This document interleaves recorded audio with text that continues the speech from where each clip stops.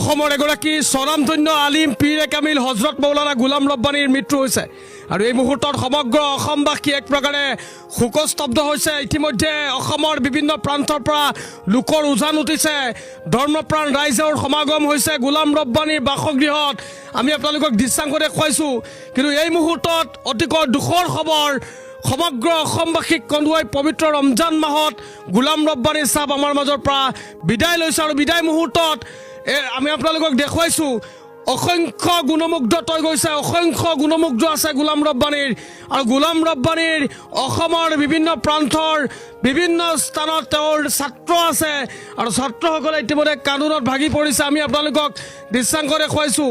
আৰু তেখেতৰ বাসগৃহ হৈছে হোজাই জিলাত দবকাৰ যমুনা গাঁৱত, আৰু যমুনা গাঁৱৰ পৰিৱেশ আপোনালোকক দেখুৱাইছোঁ।